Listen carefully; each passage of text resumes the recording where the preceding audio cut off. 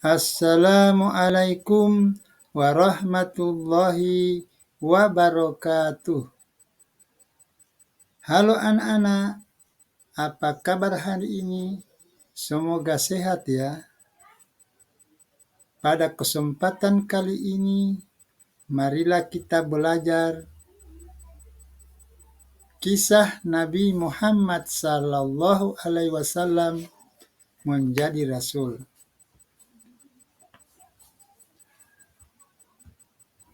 Sebelum kita mulai pembelajaran, marilah kita terlebih dahulu berdoa belajar. Rabbi jidni ilma warzuqni fahma waj'alni minas solihin.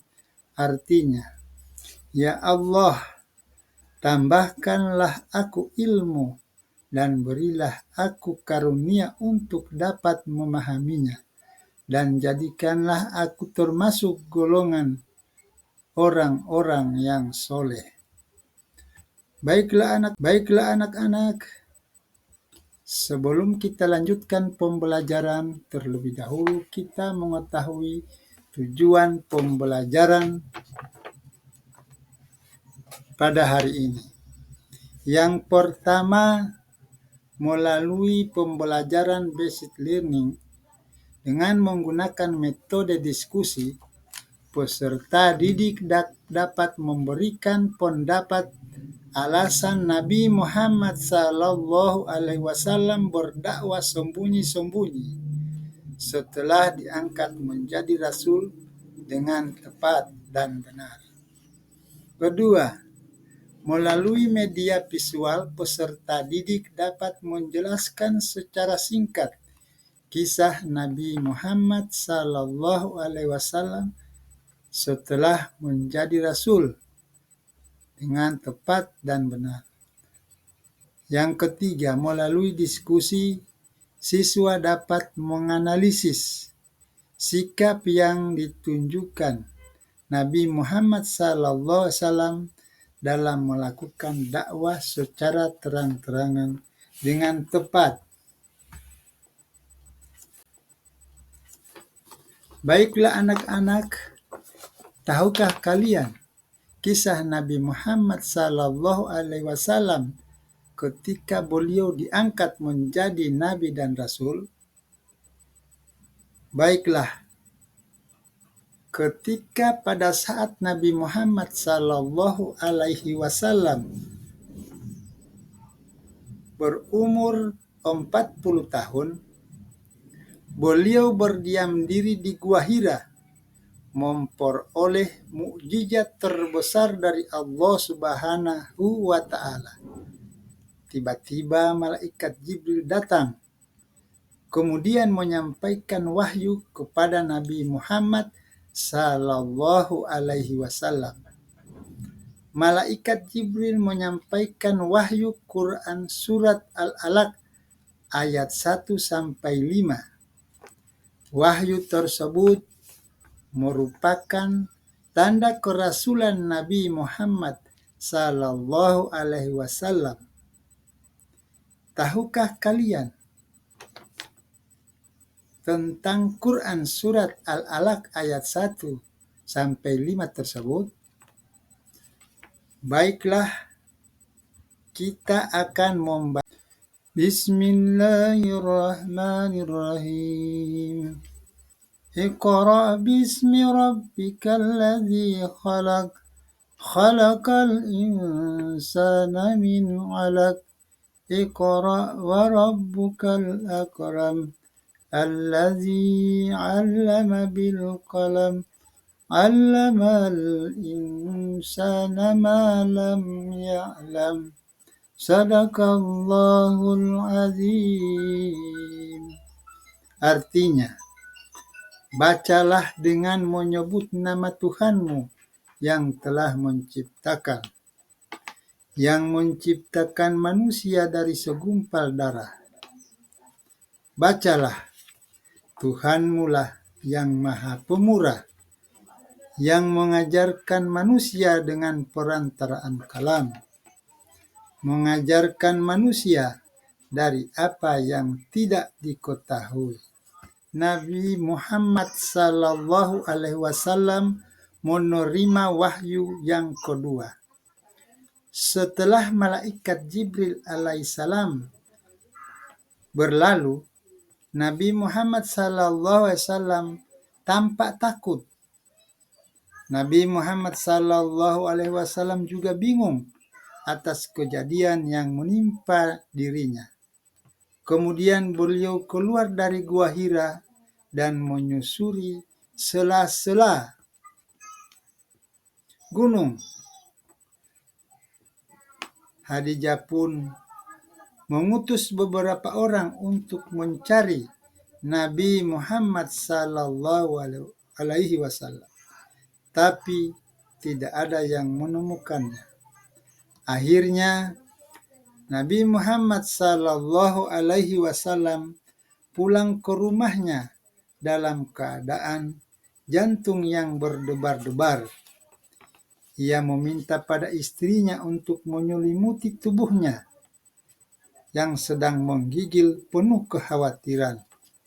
Setelah beberapa waktu, turunlah Quran Surat Al-Mudatsir ayat 1-7 yang artinya, "Wahai orang-orang yang berselimut, bangunlah, berilah peringatan, dan agungkanlah Tuhanmu, dan tinggalkanlah perbuatan keji, dan janganlah engkau Muhammad memberi dengan maksud memperoleh balasan yang lebih banyak. Dan karena Tuhanmu, bersabarlah." Quran Surat Al-Mudatsir merupakan wahyu kedua yang Allah Subhanahu wa Ta'ala turunkan kepada Nabi Muhammad sallallahu alaihi wasallam. Turunnya wahyu kedua melalui perantaraan malaikat Jibril.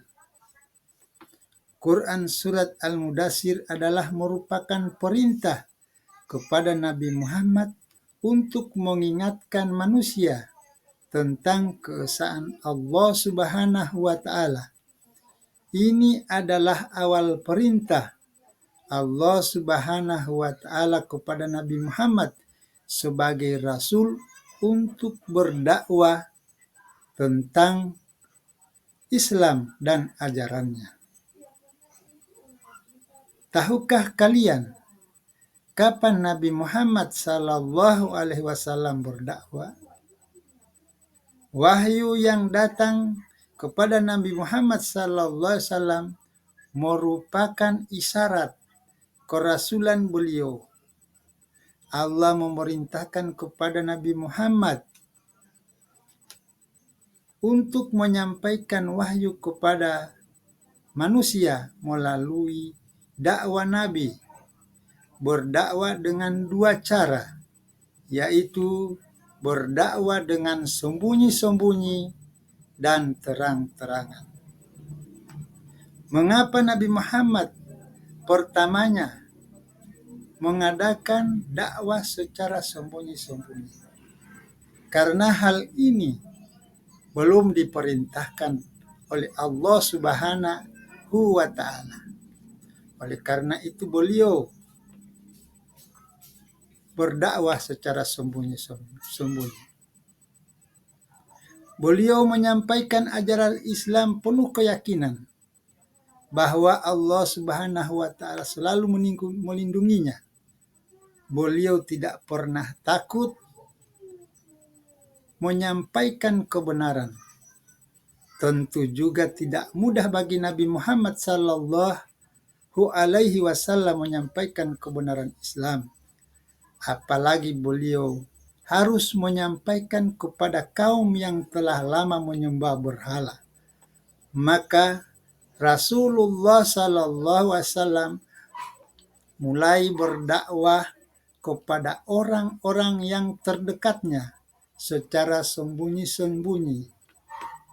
Yang pertama diajak adalah istrinya, Nabi Muhammad sallallahu alaihi wasallam adalah orang yang pertama masuk Islam, kemudian diikuti oleh sahabat-sahabatnya, yaitu seperti Abu Bakar As-Siddiq, Ali bin Abi Thalib, Zaid bin Sabit, Utsman bin Affan, dan lain-lain. Berdakwah secara terang-terangan. Setelah dakwah sembunyi-sembunyi, Allah Subhanahu wa Ta'ala telah memerintahkan kepada Nabi Muhammad untuk berdakwah secara terang-terangan melalui surat Al-Quran yang berbunyi, "Fasda bima tu'maru warid anil musyriki." Dakwah secara terang-terangan ini diawali dengan tidak ada satupun dari Bani Abu Talib menerima ajaran Islam kecuali Ali bin Abi Thalib. Meski mendapat penolakan, beliau terus saja berdakwah dengan percaya diri.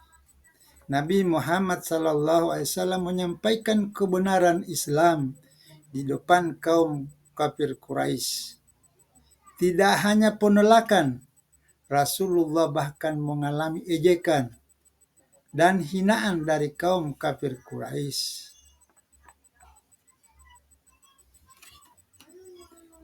Namun secara perlahan-lahan, penduduk kota Mekah satu persatu masuk Islam. Mereka akhirnya bertambah banyak pengikut Nabi Muhammad sallallahu alaihi wasallam dan tidak lagi menyembah berhala.